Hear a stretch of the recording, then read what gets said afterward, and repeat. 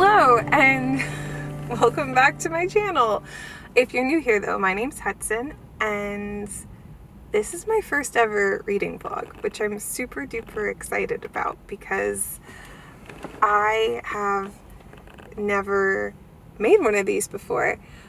Sylvia posted, I think, on her Instagram story that she was doing a book club for Haunting of Hill House, and it just so happened that I was going to be reading that this month.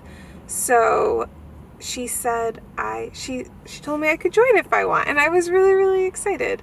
She's doing it with like a few other YouTubers whose links I'll put down below. I know of Evie. I've never met Sylvia or Evie, but I've talked to them and they seem like really nice people, and they're just really nice and they seem really cool. And then the other three I don't know, but their names are Rob, Amara, and LR. Either way, I will put everything down below. I know on Wednesday the 29th at 5 p.m. I believe it's 29th. It's this Wednesday after this video goes up at 5 p.m.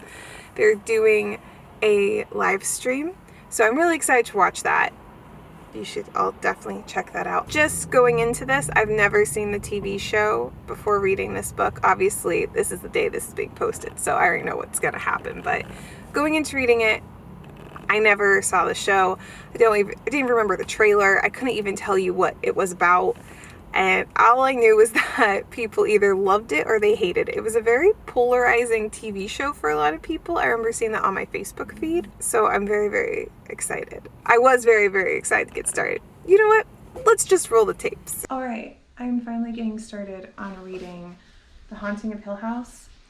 Yeah, I said that right. I keep like rearranging the words in the title and messing up, but we're here, so we're gonna get started. It is currently this January 3rd, 2020. I've never read it before. I've never seen the TV show. I'm entering into this completely blind. All I know is that people either loved the show and found it really scary or they thought it was stupid.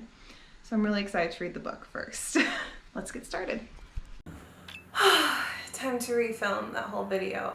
I like to listen to Hertz type of music in the background, or classical music throughout the day when I'm reading, when I'm just chilling, but I don't know if that will get copyrighted by YouTube. I went up to the mountains this past weekend and I didn't bring this book with me just because the place where we stay up there is a rather large foreboding home in the middle of the woods in the mountains.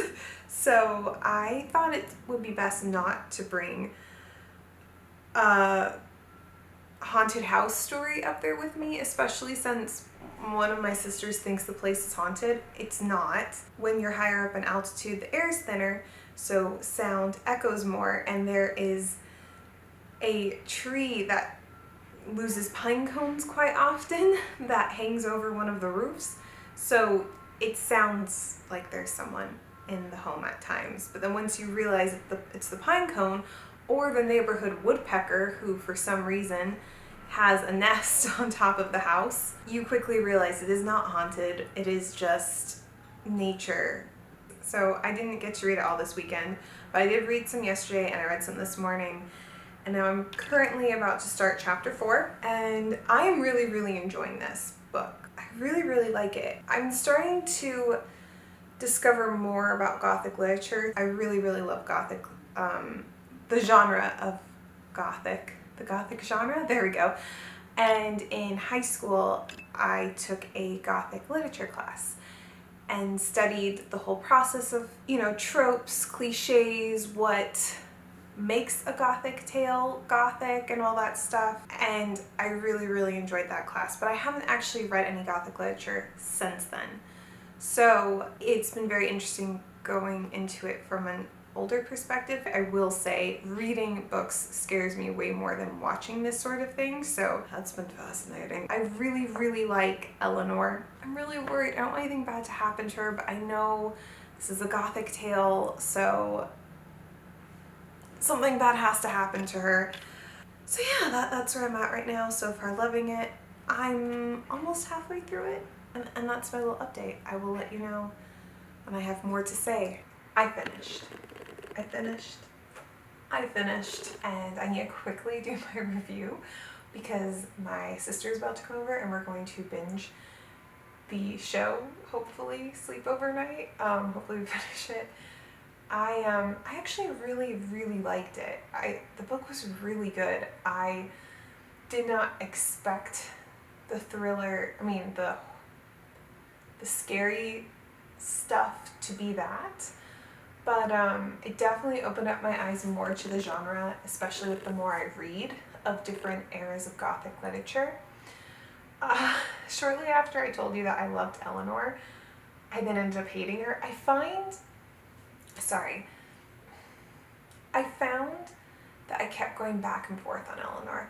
I loved her and I hated her. She was this odd character in the sense where nothing about her I related to, but she was written so well that sometimes I felt sorry for her and other times I'm like, you're the most self-centered, clingy, self-obsessed person I've ever met. I don't know how to even explain her. She's just like, she's someone who I would never want to meet or be friends with, but she was such a great character that I very much enjoyed reading her and being in her head, and I felt a lot of emotions and thought a bunch of stuff that I felt like the reader, that I felt the writer wanted us to feel. I think she did a really good job. There were some places where I wish there was more description, like there were certain scenes towards the end where I felt like she wrote the dialogue but didn't go back to write some of the settings or descriptions. I would probably get this book maybe an 8 or 9 out of 10 stars. I never update my Goodreads account. I probably should. I really enjoyed it. I think she did everything well. I just think there were some things where I wish there was a little bit more description, but I also need to recognize I'm pretty sure that was a writing style of the era. I'm not certain on that. Either way, I really enjoyed the book. I didn't expect it to go the way how it did, and I loved it. I just watched the trailer for the TV show, and it seems nothing like the book, which I know is going to really bother me. And they seem to be doing the whole, like, spooky, scary things, rather than what I love about this, which is, I felt like it was a psychological thriller, and I really love those. I'm a huge Alfred Hitchcock fan, and I could definitely see Alfred Hitchcock, if he was still alive, adapting this book really well into film. I don't think many directors could do it justice by the way how modern films are. But who knows, we'll see. Open mind. Me and my sister are very opinionated and about things that we like, so yeah. Okay, this battery is gonna die super soon. But I just finished binging the show, and I should really charge this battery first, but the light's dying, and oh, I have so much to say. First of all, nothing like the book. Is this even? Yeah. Nothing like the book. But it was the book. I felt as though someone took the book, cut it up, either by dialogue or scenes or weird character traits, put it in a hat, and then randomly picked them out and then put them in a line within the order that they picked them out, and then filled in, like, connecting texts to make it into a full script. It was weird. It was the first 2 episodes. My sister and I didn't really care for them. It was like, we wrote it down. Let me find it on my phone before this camera dies on me. They made it the first 2 episodes bump in the night, which I, like I said, thought was a psychological thriller. I didn't really care for it. I don't think that's scary. Yeah, it makes you jump, but it's not scary, and you can totally predict it coming due to, like, music and, well, all the mise-en-scene stuff. Oh gosh, I should have pulled this up before I started filming. Okay, here it is. This is what I wrote. It's good, but all they did was take characters' names and places and create a completely different story out of it. The book was a psychological thriller, not Things Go Bump in the Night. It doesn't even have the proper vibe. I guess you could argue that the concept is loosely based after it though. And that's what I said after the first episode. And I still agree with it, but I felt like after the second episode, they started making it more of a suspense psychological thriller. And I feel like they did this because they wanted to reel in the horror crowd and then slowly convert it into what it should be, which doesn't work because those are two completely different vibes. And at first I was like, oh, this is probably why people loved it or hate it, because the story was good.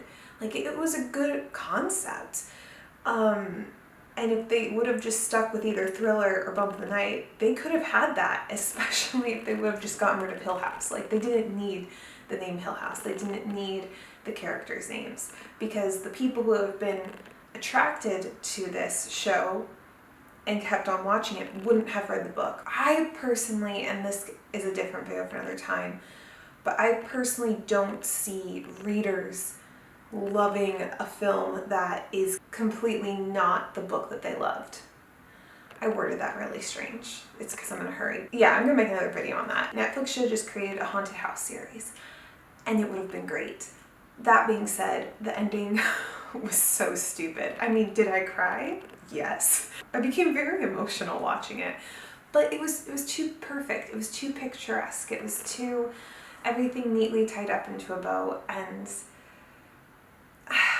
I just feel like writers these days, at least in Hollywood, and I don't think these writers want to do this. I think that there's a formula that they all have to follow because networks are afraid of losing money, but they believe they need to give us all the answers.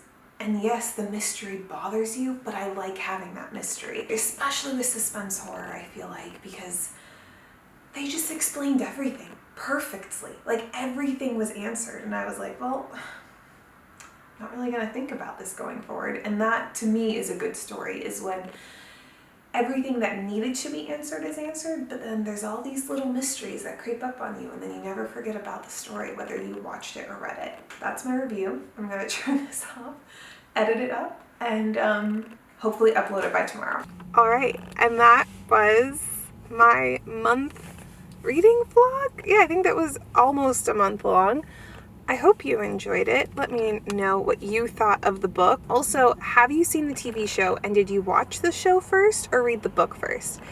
Because I'm curious about what your opinion of the show and the book are versus the order you watched or read them in. So yeah, comment down below, let me know your thoughts on any and all of it, even if you haven't read the book, and if you're thinking about it or not. And don't forget to check out Evie and Sylvia's live. I'm really excited for it, and yeah, I will see you in the next one. Bye!